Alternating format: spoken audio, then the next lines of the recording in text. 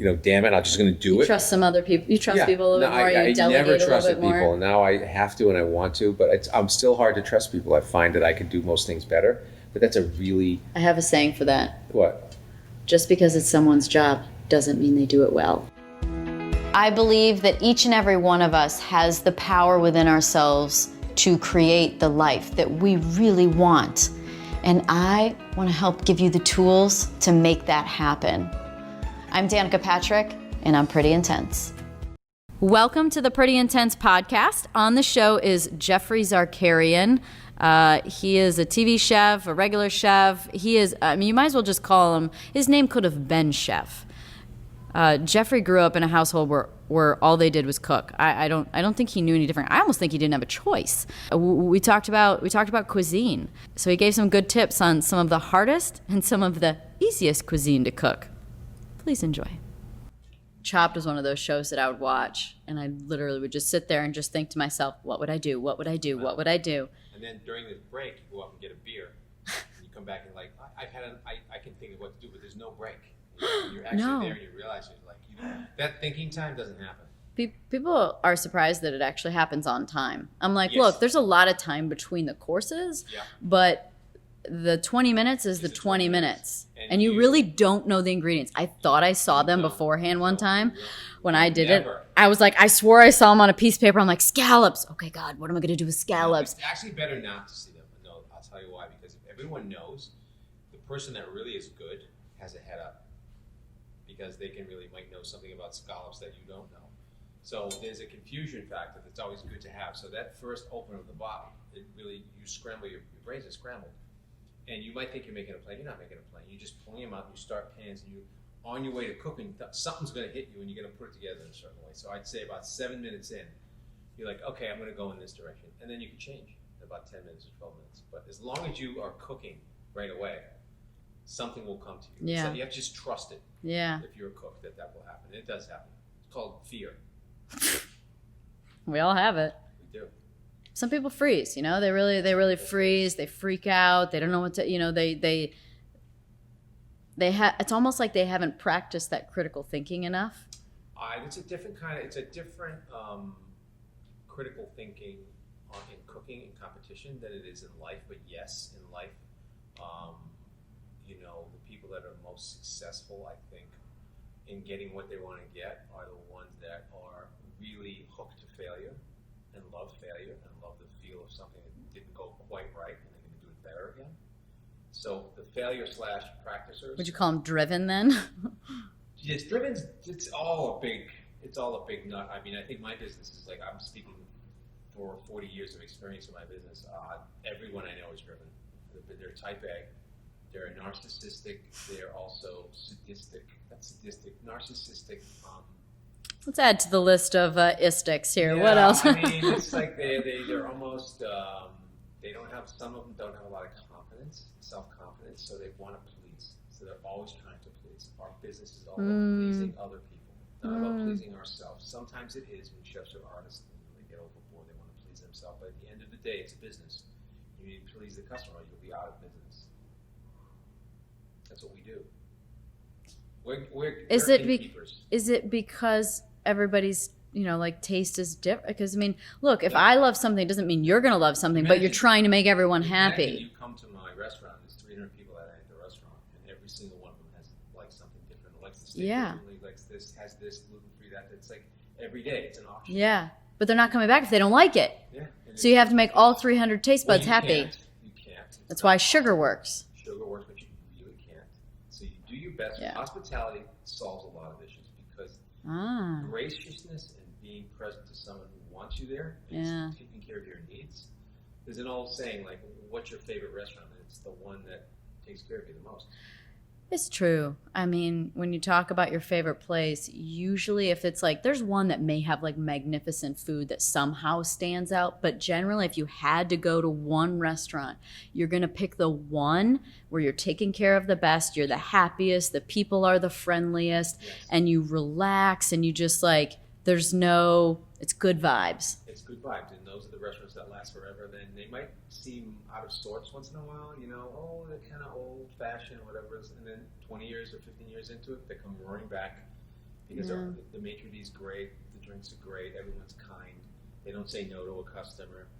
There's no attitude, and at the end of the day, no one wants that. And everybody wants what's the training for that? What do you tell to create that environment? Are there certain things that are a directive from top down? I think that what's happened in the restaurant business today is that we're talking about getting more into taking care of the needs of the employees, like the employees first.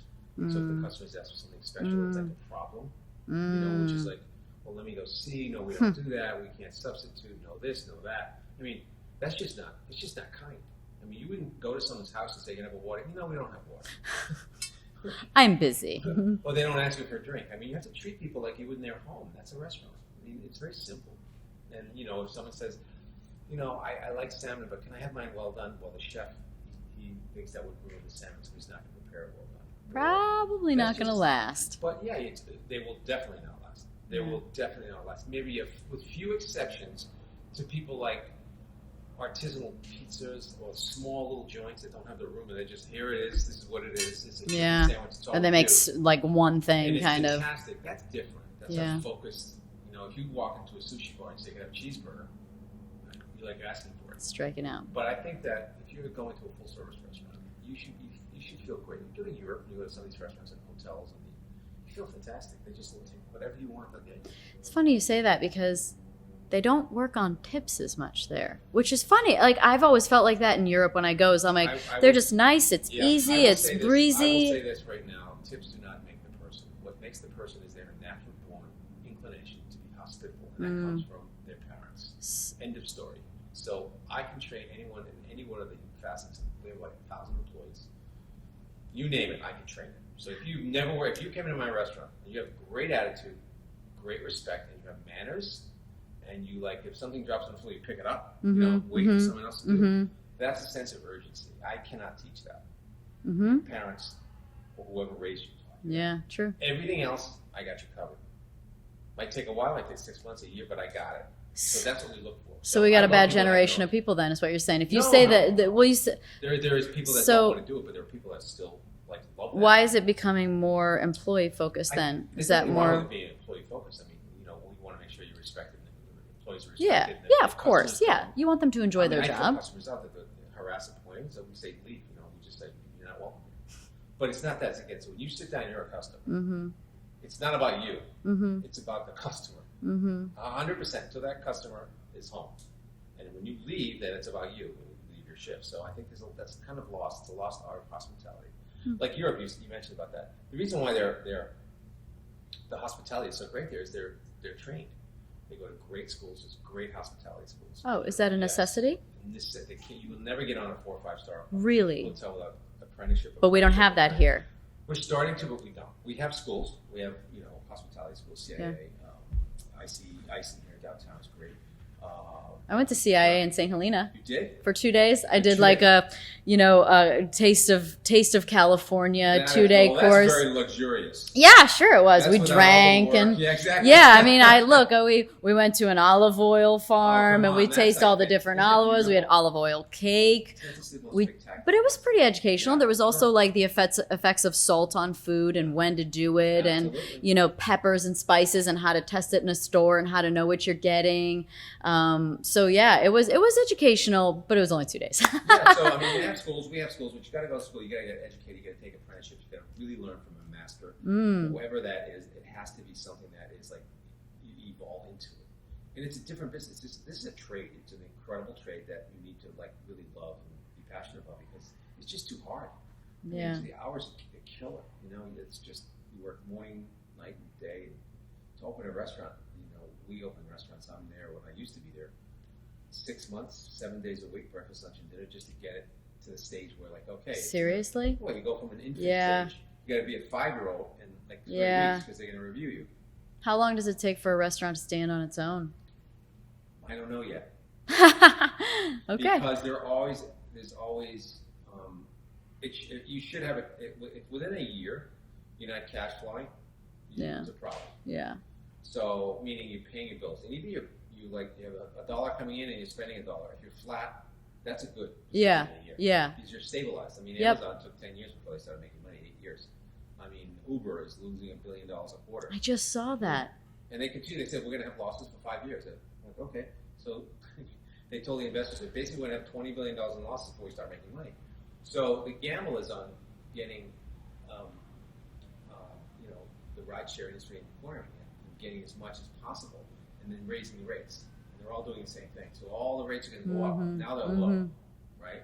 So it's the same as the restaurant business, but you really have not that much time. You have basically a year to get it together, or you're going to be sunk, or you're going to have to put more money into it. So hospitality is key. In Europe, they get hospitality right. The tips come later. If you don't want to be in this business, you won't be in this business. No matter what you get, you'll hate it if you don't love it. And that's what I try to tell people. So we have people coming all the time to our restaurant. They want to work. They're an attorney, they're a banker, they're a hedge fund. They want to be in the food business all the time. And they know nothing about food, and I actually like those kind of people because they know. Why are they ready money. for what? Why are they over their job and want to be in that? It's just not pat. They Yeah. work and they dread it. Yeah. They dread it. Which is kind of awful. Is there anything about the food industry that you dread? Uh, Look, there's things about racing I dread. So yeah, I mean, well, just you can die quickly in racing. We die over years. 30 years slow of down. eating and drinking too little much. cuts. Not even that, just like alcohol, food, and it's hard when you're around food all the time. So stress, a lot of stress.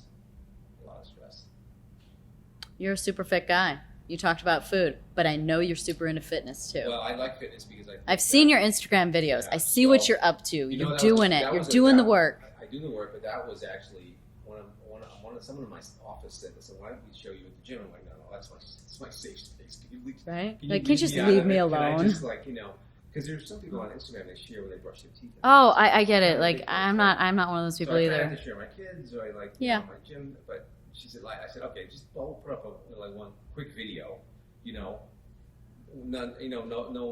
muscle shirt, just like a fully head to toe clothes. No short cut off muscle tank. No. That's next month. No, that's not next. It's in the plan. It's not coming. Summer's and coming. Summer's coming. So we did one, right? Just it was like a minute, and it got more hits than any of my food videos.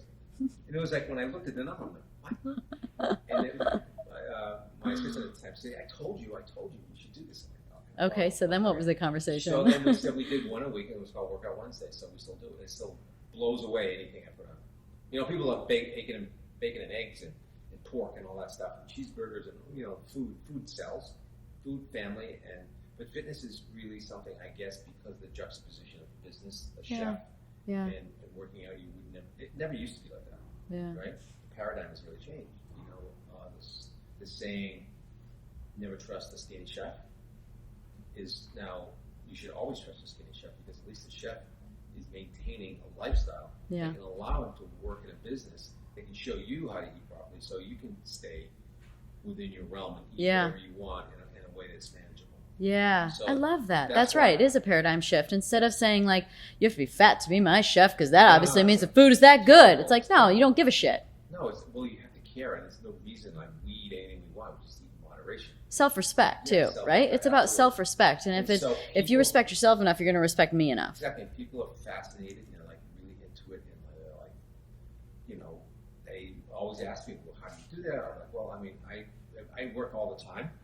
And they said, when you work, I'm like 5 in the morning. Like 5 in the morning, I would never do that. And I'm like, exactly. That's why you're never going to do it. So I have the it's about doing saying. it. The saying. It's not my saying, but I love it. It's if you want to have something you've never had, you're gonna have to do something you've never done.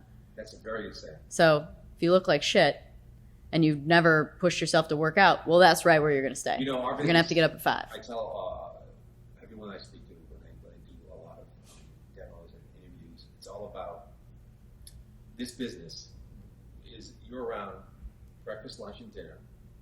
Everything is free for a chef. Dangerous. Alcohol, all the wine, all the socialization. And Yeah. people come to you and you sit with them. And Yeah. And at the end of the day, your day's over. You want to have a drink. So Yeah. you have something to eat, and it's midnight or whatever. Yeah. It's just the most provocative and dangerous Yeah. at the same time, right? So what you have to really learn is that food is not the enemy. Amen. I agree. I totally agree. So Keep talking. it is not the enemy. There's no such thing. Dieting is the enemy. Food is not the enemy. Food's been around forever. Those people have been eating great food, full of fat. They're in really good shape. They never exercise a day in their life. Yeah. You just have to find it. And you have to want to do it. And if you don't want to do it, you're not going to do it. And it sounds simplistic, but if you just say, "Well, I eat this, I eat that," I'm like, okay. You know, I'm on a fixed income. Well, who fixed it? You know, that's the sort of saying you have with people. They don't understand that. You have to really take some strides. But you can still eat what you want. You don't have to starve. I completely agree. And so making food the enemy and making certain foods the enemy is really bad. First it's all low carb, then it's all steak, then it's high fat. It's a bad paradigm. Then it's no this. Then it's like, no, it's like a balance. I interviewed a fitness guy, and he was like, if you're, you know, this is what drew me and why I loved him. You'd probably find him funny. He's here in New York. And I had my own situation where I was like, man, I'm doing the work. I eat uber healthy. Like, I mean, super healthy. I mean, in my mind, super healthy. But then again, 10 years ago, yours too. It's true. It's a direct reflection. And so he was like, if you're not in a caloric deficit, you won't lose weight. And I was like, surely I am. And then I finally stopped being an asshole and making excuses for myself. And I actually counted my calories, like just to really, I didn't know. Do one of those. Okay. It's really important. It's 15 minutes, and they put you in a mask and everything, and you breathe, and it tells you exactly how many calories you burn. to the calorie. Holy moly. And they're like I didn't know 90% that. accurate. So I was like 2750 or something like that. Lucky dog. No, but after I work out. It's like, so the more you work out, the higher your Yeah, because there's like general math equations you can do, like your body times 1.2 or 1.5 if you work out rigorously, things like that, where you can. If you take if you're sedate, meaning if you do nothing more than active rest, which is walking. Yeah. You shouldn't take in more than 2,000 calories a day. For sure. And even that, depending on your BMI and how metabolically stressed you are and all that, it could be more than you need. But that is really about it's calories in, calories out. It's So simple. You're gonna have.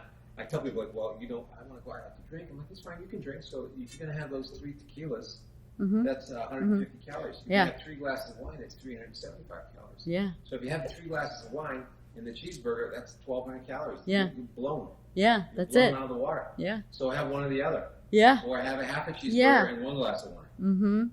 It is just But math. It's really simple stuff to tell people. Like, But people don't don't not have the cheeseburger. That's too easy, though. No, there's got to be another answer. There's got to be a pill I can There's gotta take. be a pill. There are. There's all these. And people make billions of dollars off of that very desperation for something outside of looking at themselves, which is the hardest thing. It's a lack of confidence, a lack of they're just deflated, and they've been told so many things that aren't true because there's so much crap, there's so much noise on the internet about weight loss and food eating, and I've seen it all, and I'm in the business where, I mean, if you watch the Food Network, there's people eating food that's not that great for you. But there's great food too. So you have to understand that. They cheer when butter gets put in. I'm like, well, that's what it has to be. I mean, you have to live in a world that's real. Living in a world eating, the diets that are out there is just not. It's not going to be fun for you. You're going to have a miserable existence. What do you eat? God, I have to eat. I taste everything all day. Yeah. So if I have a forkful of food, it's 50 calories. Sure, So I you just quickly go. I add up the taste. I do at the end of the day. So Smart. Chopped, which you've done. Yep. Okay.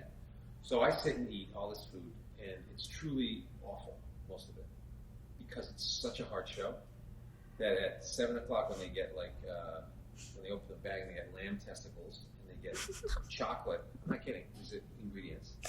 And they get tuna jerky and then black olives. They got to make an appetizer. And I look at Scott and Alex and I'm like, oh my God, I'm sick. Yeah. So it's about. And you eat it cold. No, they cook it. We eat it cold. But, well, yeah, but on the show they cook it. But I thought when I was on there, what they said was they take the food and they set it off to the side. They used to keep it under heaters, but that would affect how much it's cooked. So we don't judge on the heat. We just judge on the flavor. But so anyway, right. But on top of the testicles, they're cold testicles. That's 4 first courses, 3 second courses, and 2 desserts. So that's 14 plates of food. And then we wrap at 5, so it's a 12-hour day. It's a long day. It's a long day. 100% agree. Say every bite is 80 calories. So you add up the bites, you're at 1,500, 2,000 calories. You haven't really eaten anything. Yeah, So right. you go home and you're hungry. Yeah. And you eat. Yeah. You're gone. You've lost that day. Yeah. And you can get it back the next day. So that's Yeah. what people understand. Yeah. If you have a bad day, you start again in the morning. Agreed. Don't weigh yourself. You say, I'm going to start fresh again, and you will be okay. Your body doesn't go like this and then go like this. It'll adjust. No that one bad meal, day. no one day, no one workout, Correct. really even no one week is going to ever derail your program. What I do to stay away from as much as I can is white bread, white flour, and sugar, refined sugar of any kind. And I pretty much eliminated it from my diet, with the exception of wine, which I love, which is sugar. It's a carb. I agree. So I get it. So if I have 2 glasses of wine, it's 250 calories. Comes from a grape.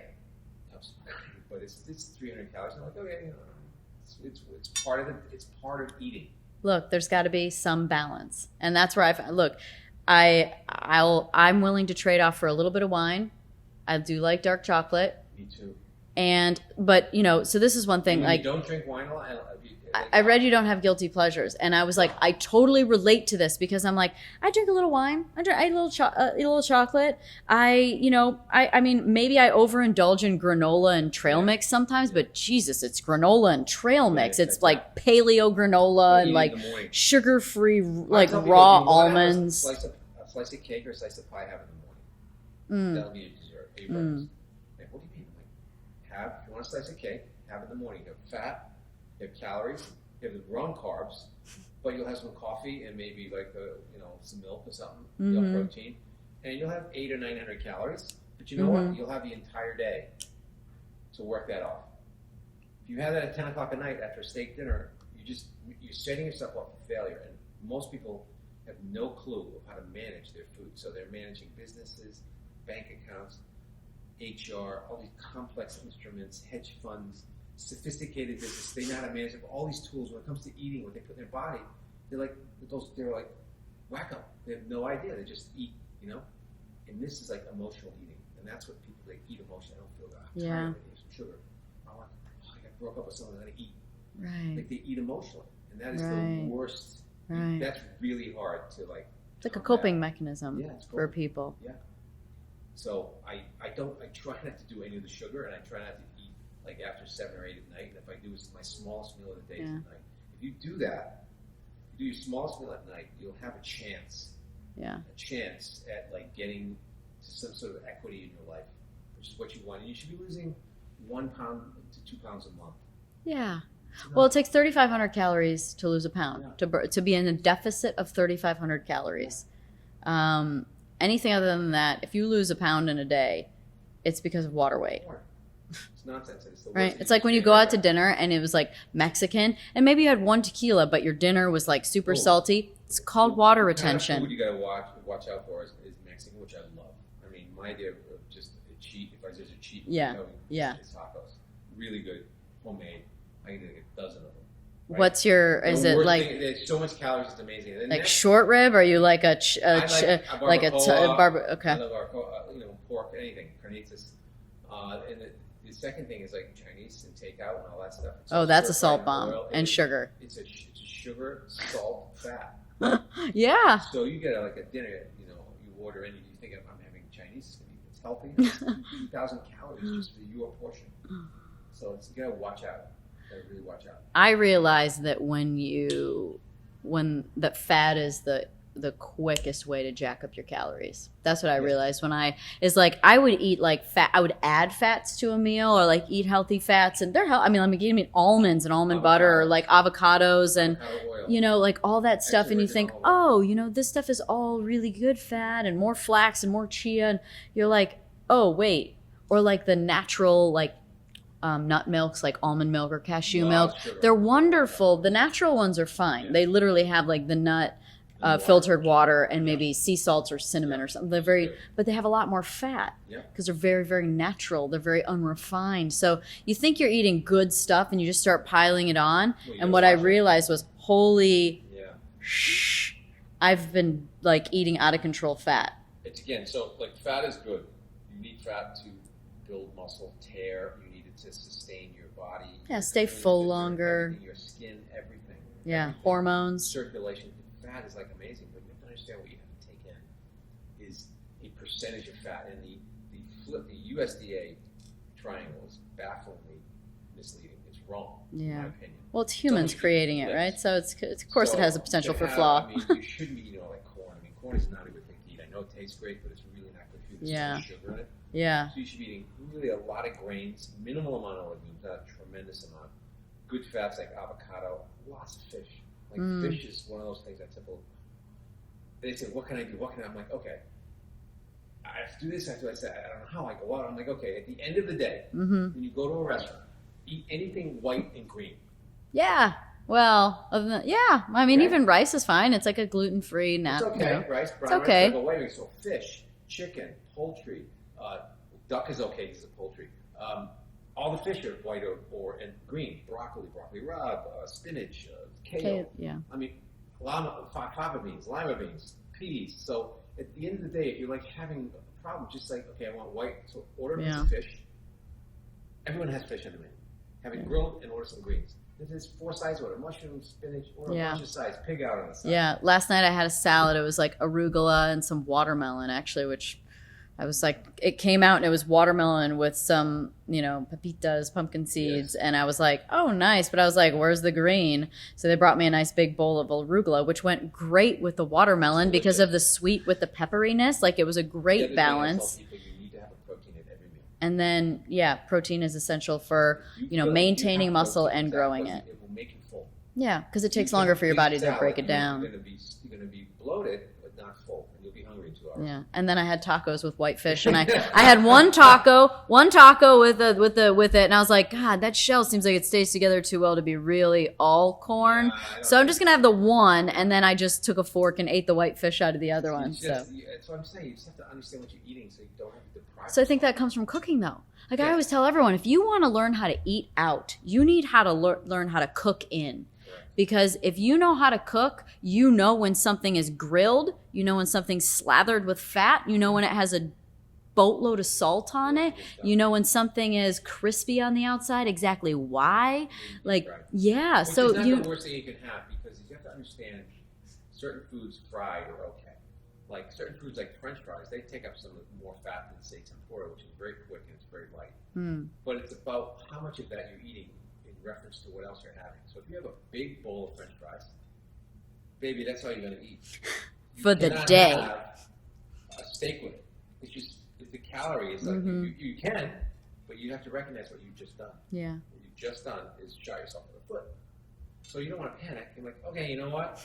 Well, can I split this with anybody? Because I realize I had so many fries I can't eat it. Oh, I'm going to take this home. That's the sort of rational way to live life. It's called the "don't be an asshole" way that my friend Jordan was talking about. Like, you know what's right. People can say, we have a problem as a generation, I think, right now of denying gratification. We want it right now. True. I don't want to work for 10 years ago. I want 2 years. I want to be on Instagram like that person, have 2 million followers, and have like money coming in. And it just doesn't work. You need to put in the time. You need to put in the hours. You need to practice. You need to fail. Yeah. And I said right before, like failure is everything. Everything. Failure is everything. What have been the most helpful failures you've had? I would say a marriage gone awry. I would say a couple of restaurants that closed. What happened with the marriage? Let's start with there. We were good friends. Yeah. We weren't the best of partners. Yeah. I think we're both like sort of hiding stuff from each other as far as not secrets, but like we weren't really soulful together, but we were really great friends. Yeah. We still are today. Yeah. Interesting. Odd. Was that because of the restaurant industry and the hours, or was it just a compatibility? No compatibility, and don't want children. Children, and so that just happens. What'd you learn from it? I learned that I was impulsive, very quick to make decisions. In all facets? In all facets, which really helped me because I would like do stuff, and when someone worked 10 hours a day, I worked 15. I wasn't maybe not as talented as they, but I worked more. So I just, whatever I wanted, I went after and I got, and it was sometimes at the expense of either the relationship, my soul, or my good standing in my own mind. And so what did you do different after you realized that then? Look, I think the same things. I mean, I can say I learned, and then I'm like, but I'm kind of trying to tell myself still right now. I'm less compulsive. I'm less of an asshole. I ask for other people's opinions, but I just do everything myself all the time. And damn, damn it, I'm just going to do it. You trust some other people. You trust people a little bit more. You delegate a little bit more. Now I have to and I want to, but I'm still hard to trust people. I find that I can do most things better. But that's a really... I have a saying for that. What? Just because it's someone's job doesn't mean they do it well. That's true. But I think that all the time because I'm like, oh my God, are you serious? To my detriment. You can't expand over. Well, you have 1,000 employees. Geez, So I have like hard. 3. It's hard. So I'm learning. Am I anywhere near where I should be? No. That's... You know what? It's better to say that than I'm totally evolved and I learned that lesson because the reality is the lesson's never over. People ask me all the time, how do you balance your 2 shows on TV? I have a production company now. We have QVC, we have product, we have consulting business. My wife is the president of it. We have 3 children under 12. Wow. We have 4 shows. Wow. How do you do it all? How do you balance it all? I'm like, balance? I don't balance anything. I'm out of balance every day. And every day I get up and I'm like, okay, where's the worst part of the equation? Let's go to that. I knew we were so alike. I knew when I met you the first time and then even like kind of doing a little bit of reading about you and stuff, I'm like, oh my God. I knew we were somewhat kindred spirits, but I totally believe you're right. There's no such thing as balance. Not for real. There's only balance. I call it like the micro and the macro. Like today, right now in this moment, something's out of balance because you're here. And then you get up and you go to the gym and something's out of balance because you're doing that. And then you go to work and something's out of balance because you're there. And sometimes the moments last a little longer. Maybe it's a whole day. Maybe it's a week. Maybe it's a month. But if you just look at like this wide scope of things and you go, look, when I have time, I take it and I dive way into work and I dive way into my family. I dive way into my wife. Like, as long as it's like... But you gotta let, what I say is everything is, it's entropy. Everything is, disintegrating at their own rate. So I'm getting older, you're getting older, that plant's getting older. Nothing's getting younger. You understand? And I mean that in a good way. It all starts and then it just disintegrates. Except for George Clooney. He seems to never age. He's not doing that. And, everything you touch is getting older. So it's all perishing. So you have to accept that and look at evolution. So I talk about how is the day evolving? How is our staff evolving? How are the problems in our company evolving? We're always going to have them. But are they evolving in a healthy way that everybody's learning how to take care of themselves and take care of the problems? It's going to happen. What do we have to do? I'm best when the shit's hitting the fan. You ask anybody who knows me, when everything is, oh my God, it's why? Because I get calm. I'm like, okay, what do we got to do? Let's do this. We're going to do this thing, and then we're going to wait. And tomorrow we're going to make another decision. We're not going to make any more decisions. This is what's going to happen because I've seen this show before. It's going to last 3 months, and then everybody's going to be fine. They're going to go crazy, make decisions we shouldn't make today. Yep. And that's the way it happens. And I didn't know that 30 years ago. Yep, I totally agree with that too. So I call it, even though the thought of getting old and everything is changing so rapidly, but it's happening at a different pace. So you've got to let people make their mistakes. You've got to let them fuck up. Yeah. You've got to let them make a mess and clean it up. Well, because it's the only it's your self-reflection and your own initiative to change because of the fuck up that makes you actually change. You're not going to change because I said do this, and you're like, okay, it's not long. The opposite. It's not going to stand. Yeah, right. Me too. She doesn't really do something. I do the opposite. I'm a total rebel too. So it's but you have to decide yourself. Look, and I don't mean people at the job I'm just not going to work today. I don't mean those people. I mean people aggressively doing stuff. So I encourage people, do it. Make sure this is what you're doing. Make sure you have an outcome and you have the understanding of how it's going to happen, how it can mess up. And think of it's going to mess up anyways. And what do you learn from it? So if you let people do that, guess what? They get very a bit more granular and they start to slow down. Okay, they start to think a bit more. And once you think a bit more, you start to not make stupid little errors that are like those little cuts you mentioned. They really sort of add up after a while. Yeah, it'd be like the go slow to go fast that I would always tell my pit crew. I was like, just slow down so you don't make a mistake. The big mistake is a lot worse than taking 0.3 of an extra second to make sure that you get the lug nut on right. Okay? Yeah, well, I don't want you to drop it because that takes 3 seconds. I want 3. Screwed, yeah. So I learned to live with it. I'm out of balance, but I know that I'm out of balance all the time. And if you just accept that, and I don't mean oh fuck it. I don't mean that at all. I mean, we're always looking at it all the time, and we know what has to happen. We know what we want to have happen. But if you look at the years and where 6 months ago, the things that wouldn't happen a year ago, they're all happening. Are they happening on my timetable? Absolutely not. They're happening because this is when they should happen. Ugh. This I is just when, knew we were so similar. This is when I was ready for them to happen to me, and I let them happen to me. That's why they happen, which is really hard. So we try not to compare ourselves ever to other people. Like, I'm not comparing myself to another chef. Comparison is the thief of joy. That's very good. I've never heard that one. What instead is, I read a very good book, and a gentleman. What was it called? I'm not gonna name the guy. Jordan Peterson. What's the book called? It's one of the most remarkable books I've read. I've read it 3 times. Oh, wow. Everybody I know. And he has this 12 rules, and some of the rules are crazy. It's like one of the rules is let children skateboard. Meaning, let them mess up, let them screw up. Let them sprain their ankle. Let them break their neck. Yeah. Let them do whatever they have to do, because what they're saying is they're perfecting their craft. They're perfecting their craft. You've got to let people screw up in practice. How long did that take for you to like get there? I haven't got there yet. Okay. So one of the other rules I love is never compare yourself to someone else. Only compare yourself to who you were yesterday. If you say that a couple times, it's kind of remarkable.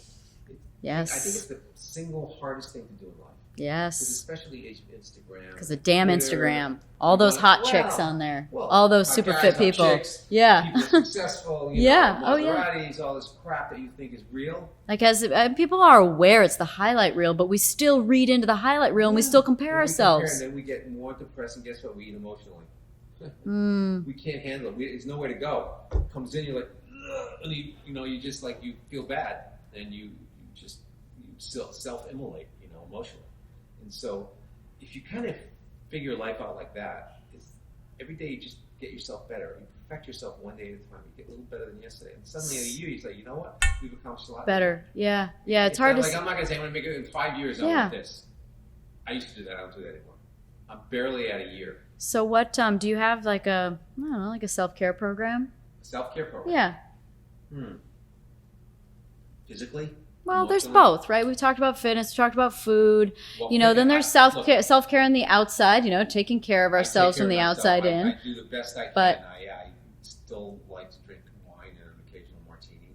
So is that a self-care program from a mental standpoint of giving yourself freedom to do the things that you enjoy that have adverse effects to what your goal is, but it is outweighed by the enjoyment of it? Yeah, like self-care, like I take time, like my self-care is I work out, my self-care is I take my dogs for walks in the woods, my self-care is I, give myself mantras that help me with permissions for making mistakes or other people or judgments on myself. That's important. I go to church every Saturday or something. Yeah. And I try to spend as much, my kids really bring me down and really help me out. Like ground you? Yes, I play piano. That's a big de-stressor for me. I work out. I eat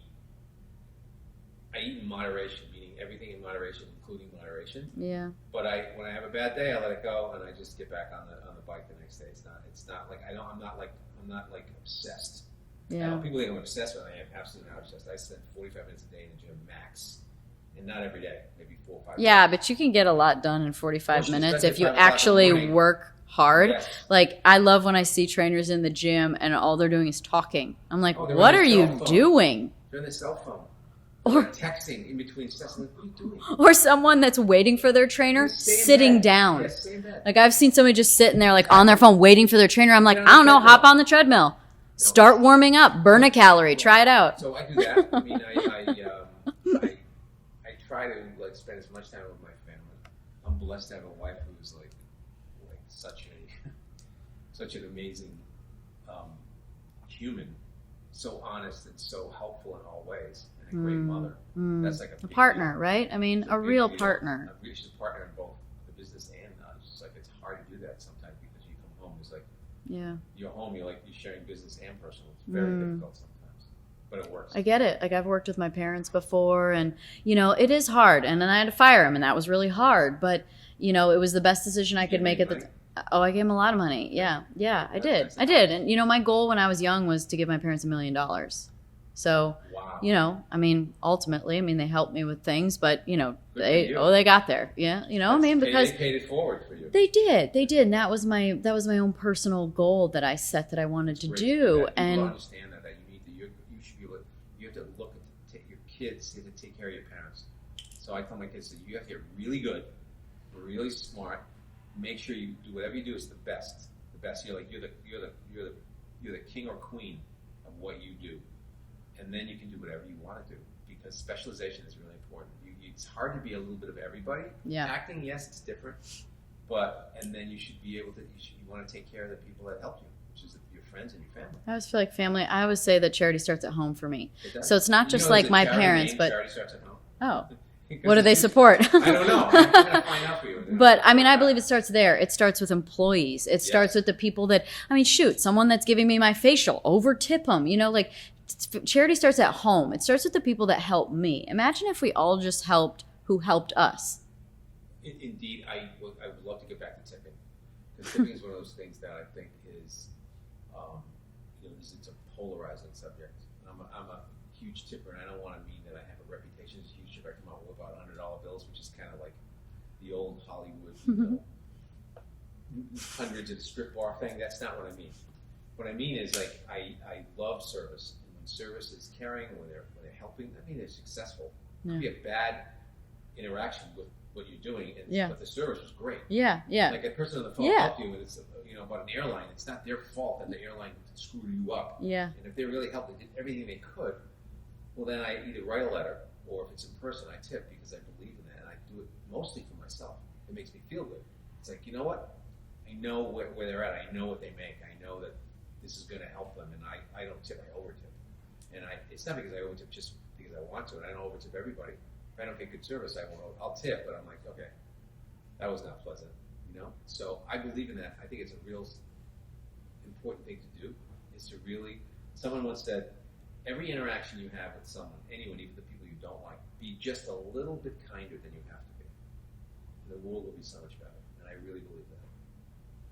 Just a little bit kinder. Some people make it so hard that I agree. I totally agree with you. I mean, if we could just give people the benefit of the doubt, though, right? Like, I mean, people are probably, you never know what they're struggling with. I heard a story the other day. It was something about kids are out of control. And so it's like, something about, saying to the dad, like, get your kids out of under control. And he was like, we just, my wife just died yesterday, or something, like we're doing our best. And you're like, oh God.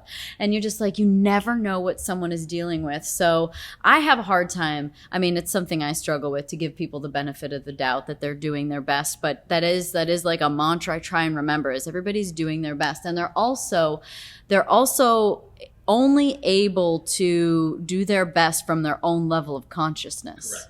And I've learned over the last, I would say 15 years, maybe 20 years, is I always, when someone's quiet and not saying anything, not looking me in the eye, or there's a problem, or they're a little scruff, I sort of do a little reverse psychology. I'm like, hi, what's your name?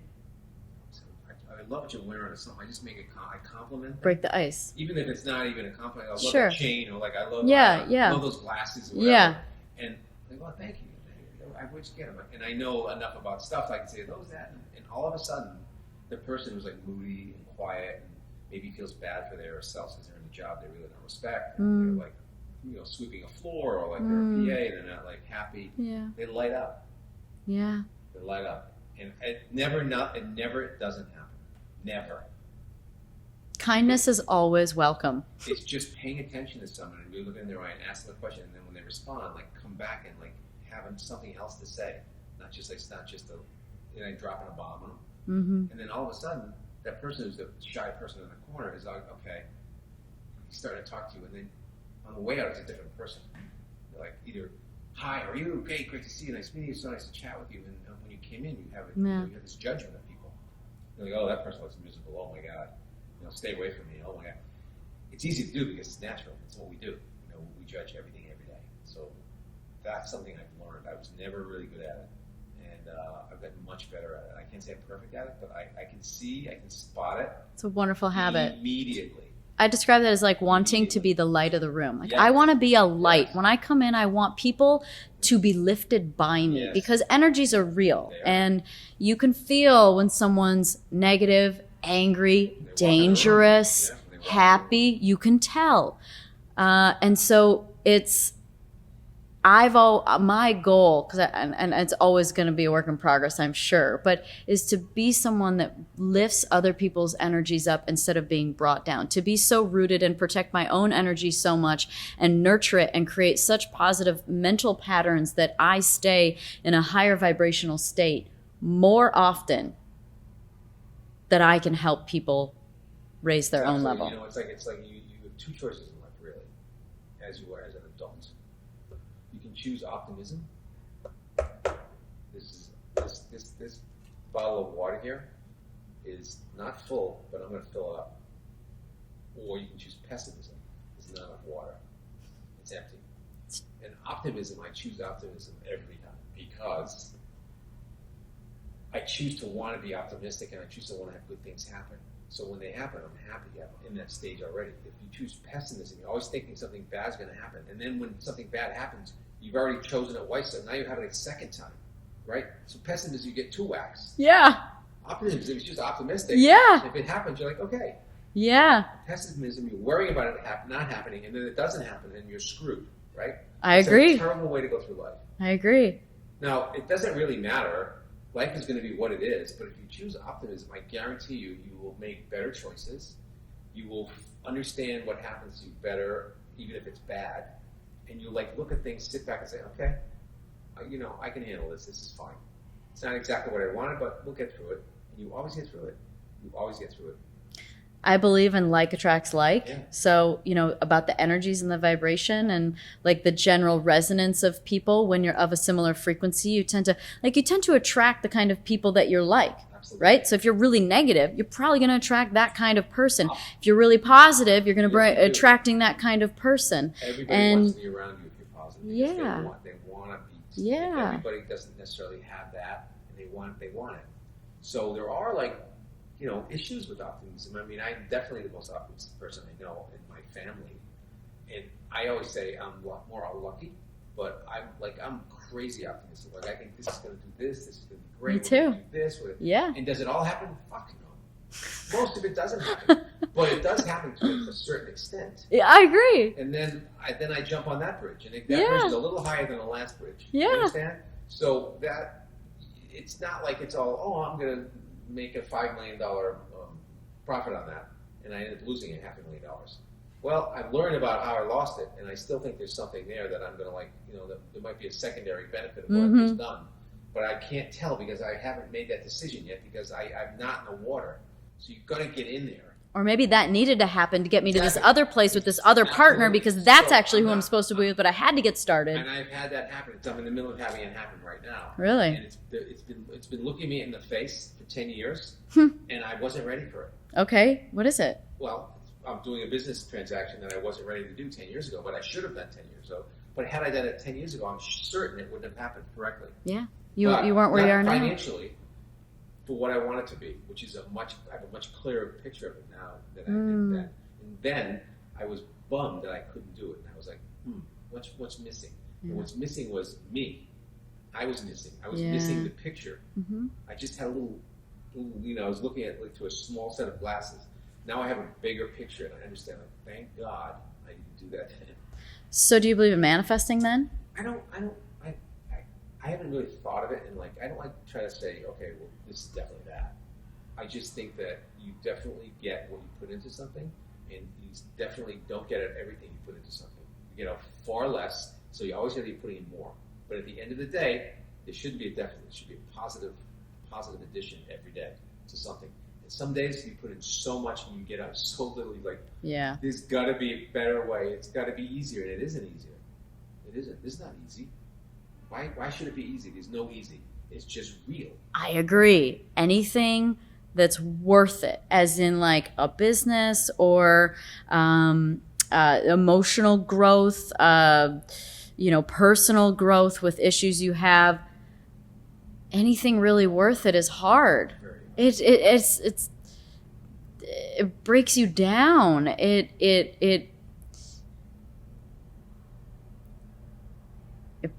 makes you test your love for something, really, and it makes you have to be committed. But man, I mean, anything that I've ever experienced that's really a great transition has always been difficult, whether it's been about my job and, even retiring. I mean, look, I was 36. So, that's a young age to retire. So It's not going to happen.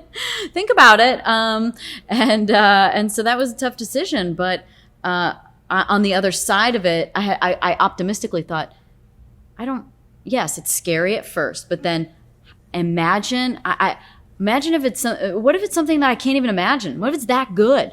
What if it's, and you have to make space for new. So people are really afraid of change. People are afraid of letting something go. And I believe that I have this theory that it's not the change that they're actually scared of. It's the absence of something. Yeah. It's right. It's the death of something. So it's the death we're mourning. So whether it's a relationship or a house or a business or something that you fixated your mind on that's going to be real and you've dreamt way into it, it's the death of it that is the challenge that makes people paralyzed from change versus, because change is probably for the good, right? Like you're not making a change unless you think it's for the good. Well, it's going to change anyways.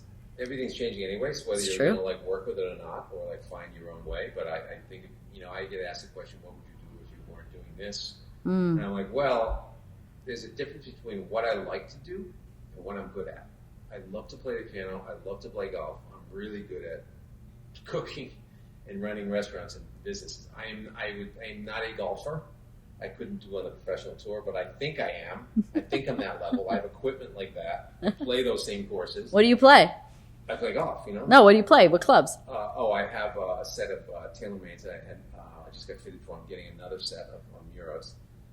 But I love the game in a cerebral way, historical love for it. It's like a warm blanket for me. I just love it. I love everything about it. Golf has so many analogies to life. God. Like even just the simple one of you can never win at golf. You can't. Because winning at, like the ultimate win of golf is a hole in one in every hole. Yes, you can't. Never happening. It's never happening. But what I was getting to is like, what you have to realize is what you're good at, and what you love, and what is going to work for you. So I can't advise what's going to happen in the future. So if I ask my kids, what do you want to do? I can't think that. That's up to them.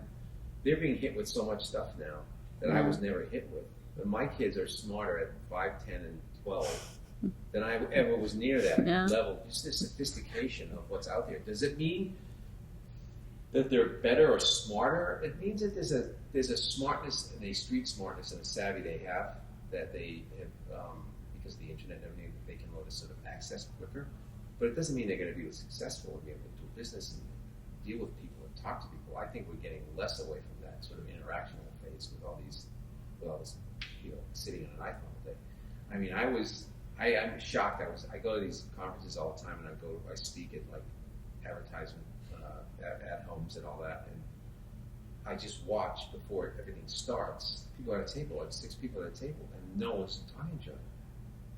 Hundreds. It's just like this. It's like they're right next to each other, and they're actually talking and texting each other. And it's kind of like, okay, I get it. It's a really good device because we can communicate. More communication usually means the better. But it's very hard. That interpersonal stuff is very hard. You know what scares the shit out of me?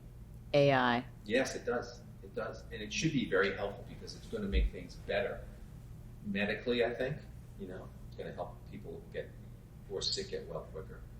But I think that if I had to tell people what would they do, I would advise them to go live in a different city every 5 years. Like start in wherever you want, not New York, and then go live, and then have kids too. It doesn't matter. It doesn't matter. The kids like, have kids. No. Yeah. Have the kids. Pack up every 5 years. Go to Paris, then they can go to live in Brazil, then go live in Probably Japan, the best thing I ever did to grow up was live in England for 3 years. Go live in London, and then find out what the world's about, and then pick a town you want to settle in. And as you spend even 2 years, 5 or 6 cities, it is such an education. It is so glorified. It so will glorify what life's about, first of all. And it calms you down because you know that the grass isn't greener on the other side. It's just grass. Looks better. Maybe it's greener, maybe it's not greener, maybe it's different, fed differently. But it's the same, we live in the same planet. I know. And we're the same people, we just have different customs, but it's fascinating. That calms people down. That makes you kind of be a better person. Yeah. Because you understand stuff. Yeah. So that's what I would love my kids to do that. Yeah. I Well, wish at I least had done travel. Yes, I mean, I traveled heard a lot, statistic but like only 8% of Americans have a passport. It's terrible. It's frightening. Frightening.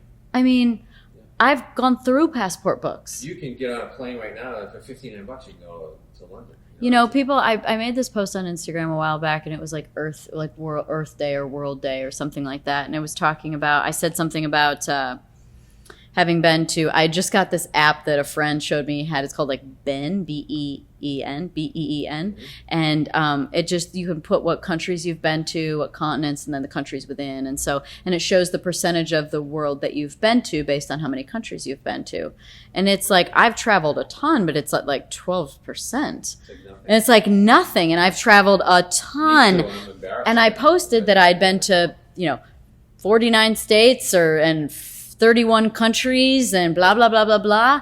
And, I said, get out there and see the world. It's a beautiful place, and cultures are beautiful, and other food is so amazing. And just the different, the little differences that we find within like the cultures and the rituals and the routines that they have. And whether it's Barcelona eating at midnight, or whether it's, New York City not sleeping because the horns are going all night, whatever it is, like, it's very interesting out there. And the responses that all came back were, there's some positive in there, but people are like, wow, how about get a real job? Work in the world for real. Then you'll find out you can't travel, you can't go anywhere. And all I kept thinking was, that is exactly where you're going to stay, because you can travel for so cheap. Yes, you can. It's so easy. Make a damn plan. You make a damn plan. Every 18 months you go someplace and you save up and you go. Say you stop going to Starbucks. It's $6 a coffee. Right. Every day. I agree. People always ask me if I want coffee. I'm like, I got coffee at home. $1,200. You can go for a great weekend somewhere. That's it. All you have to do is skip Starbucks. Or, Yeah, I know, right? Something. Kind of a mocha latte. Right. Yeah, exactly. With whipped cream, and then the side. It's expensive. It is expensive. Yeah. Or stop buying your Lululemon leggings, and your sweatpants. It's excuses, and I think that we as, like I said, as parents, we have to understand that we don't know what's going to happen for our kids. We think we know best for them, so our job is to really make sure they're prepared, they're respectful, they're happy, they understand manners, they understand like things you don't do, they understand modesty. And then at 18, hopefully, they got enough experiences, like enough common sense, enough library up here, like this is not how I was raised. I'm going to pass. And they have enough dignity, self-confidence, and dignity. That's all we really can do. Then they're their own. They're their own the minute they come out. It's not yours. It's an interesting time for kids because there's so much going on to try and build people's confidence to be themselves and be who they are. But there's so much to tear it down. Exactly. And it's all Instagram's fault. No, it's not. There's so many things. It's just that we're all trying to put out there our best self. Right? I'm not going to post a picture of me that's ugly, right? If I have a choice of a photo, I'm going to do the best job I can, But there are people that have gone to the extreme of completely photoshopping things, whether it's their face or their body. And here's what I think. Here's my theory, is I don't want you to be disappointed when you meet me. I hope you meet me and go, awful pictures. Then when they meet you in person, you're like, you're so much better looking in person. My mom was like, this is quite a while ago, but she's like, I tell people I'm like 60. She's kind of 60 now, but she's like back 20 years ago. She's like, I'm going to tell them that way they meet me and they're like, you look really good. Exactly. No, just moderate the expectations. I always tell people, just under promise and over perform, and you probably will have a very good way about you. Yeah. Be really successful at, doing things the right way, because it's great to set the bar high. Yeah. But if you have feet on the earth, it's not going to happen for you, and you're going to disappoint people, and you disappoint people over and over again.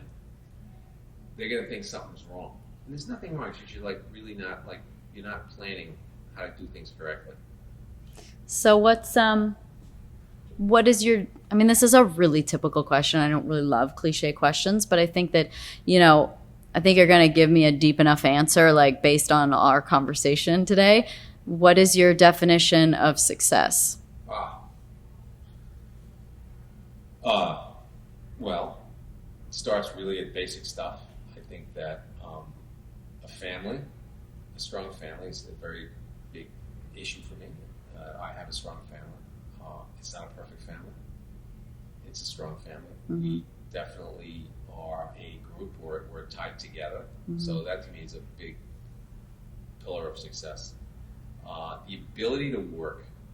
The ability to get up every morning and still have drive and have ambition and have like, I can't live without work. I can't think without work. The worst thing for me to do is be idle. And I don't mean on vacation. I mean, which I work on vacation too, but I mean idleness. I love work. I think work is a blessing. So that to me is very, work and the family, those are two big successful. As far as the money, the financial, I used to think money was everything. Well, everybody did, right? Yeah. But some people still think it's everything when they grow up. Yeah. To me, I have no desire to have I don't need a lot of watches or car. I don't have one car. You have a car in New York City? Yeah. Revolutionary. Money. I'm wasting money. But I don't. You could sell that spot for $100,000. I only want to do is sort of, I want to have like a 200-year plan for my family, like they're really deeply taken care of in a way that they understand what's important in life. And what's important is family. Yeah. And really watching each other's back. And one of my other successful pillars is my wife who watches my back. Yeah, it's true. And then a little cash on top of that is nice, but it really, if you have those three things, you're a rich person. Yeah. I mean, look, here's what I feel, is that if you're doing things that you love, you're probably doing them well, and the money follows. It does. I never worry about the money. I don't ever worry about money. I'm still optimistic. I think it's all going to come. And, I'm with you. I'm like, forget it. I'm like, there's a problem at work. Well, I said, don't worry, I'll get another gig. We'll get some more money, and I do. Yeah. It's like something gets figured out. There's been miraculous stories where people have these thoughts about like, I need this, and then oddly enough, they open up a check and something in the mail comes and it's the exact amount that they need, and it's like, just think about what you want, not what you don't want. Exactly. And I get up every day and I go to work. Shitty days, good days. The day I declared bankruptcy, I went up and got to work. It was in the paper. Still in my, if you Google me, it's still online. It was about our business. And people go bankrupt, and it's like, it's one of those things people, how'd you go bankrupt? I'm like, well, we made some mistakes and we went bankrupt. So on that day I went out and we actually went lunch. I remember being at my good friend Jared Keller and I were having lunch at the Polo Bar out in Beverly Hills. We were there for a business transaction or such. And we were sitting having lunch, and I got a phone call from one of my partners. He said, we're closing down the business today. It's like, okay. All right, have a good day. Have a good day. We ordered a bottle of champagne. Yeah. Well, love you. 10 good years. What are we going to do? Shit happens. Yeah. Now, did I not go the next day and think like, okay. Figure it out. We're going to figure it out. How are we going to recover? What's the action steps? How are we going to inform the staff? How are we going to inform the public? What's going to happen?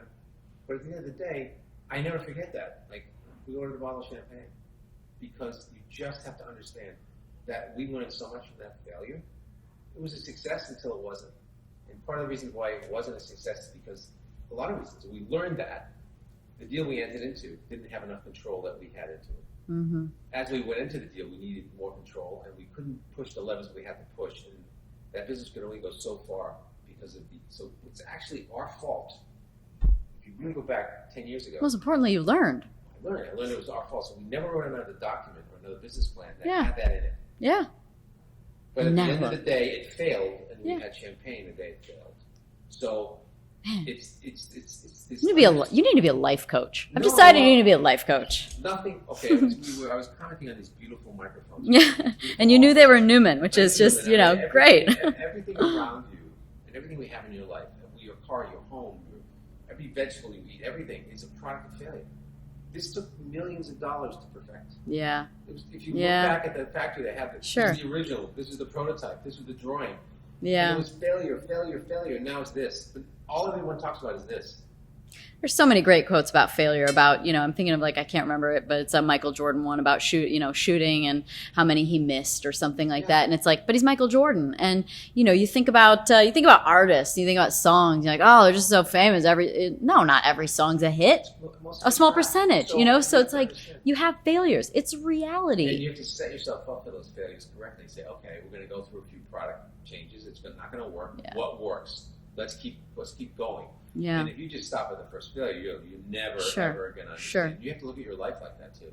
Or blaming, emotionally, right? Or you're like learning, or your relationships, or what you eat, how you take care of yourself. You're gonna fail. It's gonna be okay. And stop blaming others. Look at yourself and turn the mirror. I tell people, I say, take responsibility. If someone says I can't do this, I'm on a fixed income, I say, who fixed it? Yeah. It's just an idea. It's life. You got to get through it, but you got to wake up every morning and go to work. So that's my idea of success. Amen. All right, let's do something fun at the end here. Thank you. No, not quite. I want to learn about cuisine a little bit better. Okay. And I read that you said that there's like nothing you can't make, which I love. I love the confidence. I feel similar on a really remedial level. So it's like a cuisine quiz. So name the cuisine, where it's from, whatever it's Mexican or Ethiopian or whatever it is that fits this category. The hottest or spiciest food? The hottest or well, there's lots of cuisines that have hot or spicy food. You asking me a continent or just like is it is it Mexican? Is it the spiciest that I have had? Sure. I've had some killer spicy stuff in Vietnam. I've had some stuff that blow your mind in Thailand. So I would say one of those two countries. That's interesting. I haven't ever had either of those, so I'm already being educated. Okay, what is there one that's the most time consuming? Oh, without question, French. French cuisine. It's also the most beautiful and the most. If you're gonna learn to cook, you get Larousse Gastronomique, you get all these Escoffier. These books are like tomes, right? They're Bibles. They're biblical verses of how things start, and then how they function, and then their classifications of what they are. And then when you're making a pheasant, you go pheasant on the glace douglaret. You go on the glass name the douglaret. You look it up, so you have it's scripture, so it's encyclopedic. Wow. So every word means something, but when you learn all the words, you know what it is. Yeah. And everything has. It's like a language. Yes, it's fantastic. So that's like the basis French. of everything. French classical. For me, I mean. Yeah. The Italians. Yeah, I would think so. The Medici supposedly brought a lot of this to France. There's all these questions, it's the same Marco Polo, the Chinese pasta thing. People have, where it came from, but French cuisine is probably the most sophisticated and most organized. Okay. What's the sweetest? Wow. American breakfast. We're 300 years old. I don't want to leave us out. Yeah. I would say a lot of the southern hemisphere, like South America, Brazil, Mexico, they eat a lot of sugar. On the equator, when you're on the equator, you eat a lot of sugar. Okay. North of the equator to Russia. Really? Yeah. Heavy sweet desserts. I don't know why. Okay. What's the easiest? Like, just like if you're just going to be like, what's the easiest cuisine? And be like, oh, that's straightforward. What's the most straightforward use of ingredients? It's probably Italian. Yeah. Because, not that it is the easiest to learn, it's the easiest to replicate.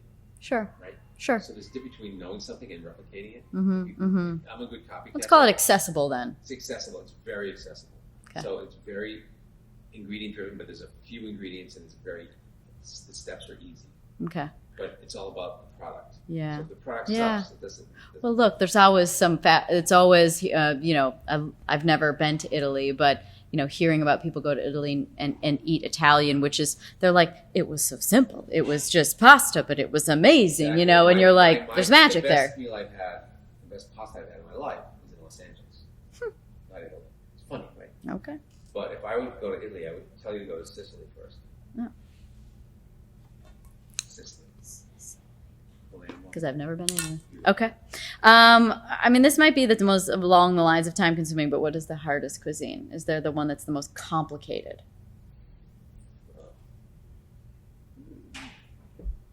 Well, I don't know a lot of things about a lot of cuisines. Like Japanese cuisine is extraordinarily meticulous in its educational needs. So in other words, if you're a sushi chef, yeah. years to be a sushi chef.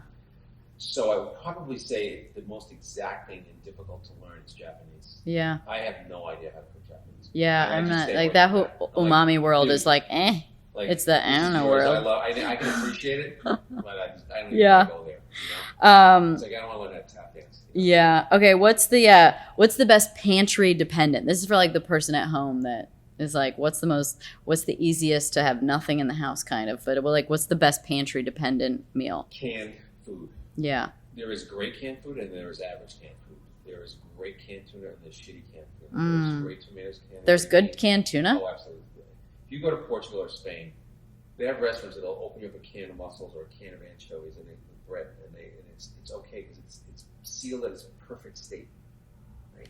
I mean, that's what they say about frozen stuff too. They're like, look, it's some of it is You're harvested talking- exactly at the right time. If I were to go shopping for you, and I would say, what would I buy? I would spend most of the money in the pantry. It's the stuff that goes perishable, at least perishable. Yeah. And that's why I spend the money in the pantry. Mm-hmm. Okay. I go out every day, get a piece of fish or a piece of fish. So interchange that. What's the next? What's the cuisine on the rise?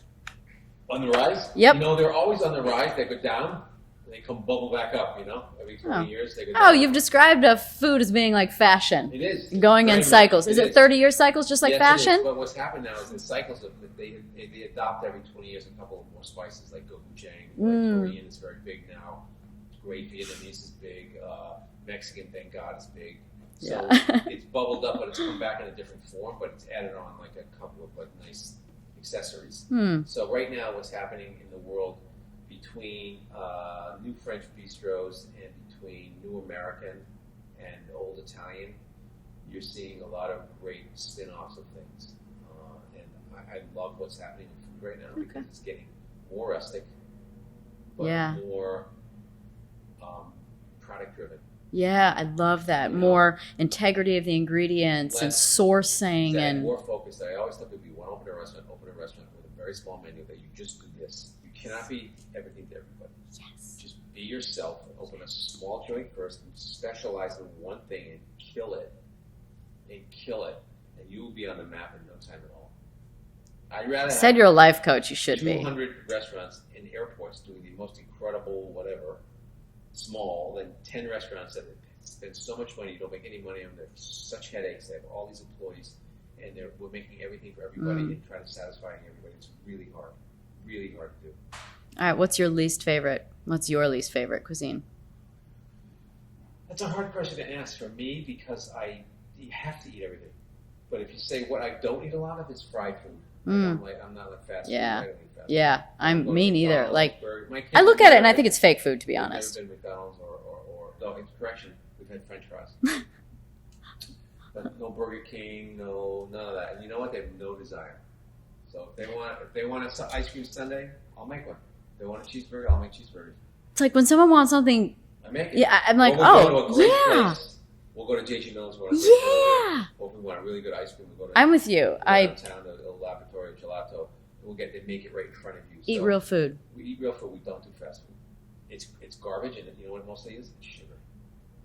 When you look at the nutritional content of something simple like a burger, you know, or like, gosh, what was those McGriddles with? Yeah. I mean, just there's sugar in the bun. Like I mean, it's ridiculous. You eat it. You can taste it. When I taste one, I have to taste one for a New York Times article. Like that's what it tastes like. They smell terrible too. Like if it's ever in your, if anyone's ever, like sugar. Yeah. Like no wonder why 40% of the Americans are addicted. Yeah, and yeah, it's my moment was many years ago when Taco Bell was advertising that they were now going to be 33% real meat. I'm like, you're bragging about that? Yes, I want to be a third honest. The other 2/3 needs to be dishonest.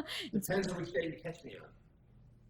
It's terrible. Okay, and then what's your most favorite? Like, give me your favorite cuisine, like favorite meal. This is your final meal.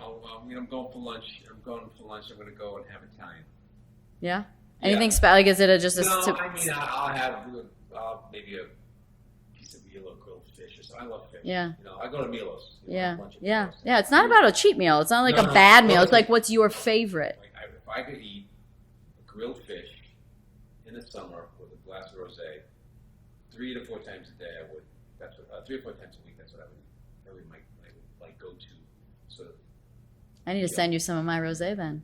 You have rosé? I make wine. You're kidding. Yeah. I make out in Napa. You do. The 18 is amazing too. It's made from the cab grapes, so it's the bleed off, so it's real. Yeah. Thank you. Let's drink some rosé together. Let's drink some next time. Okay, done. Thanks everybody for listening to the Pretty Intense podcast today. I hope you enjoyed it. If you like what you heard today and you want to hear more, please click on the subscribe button.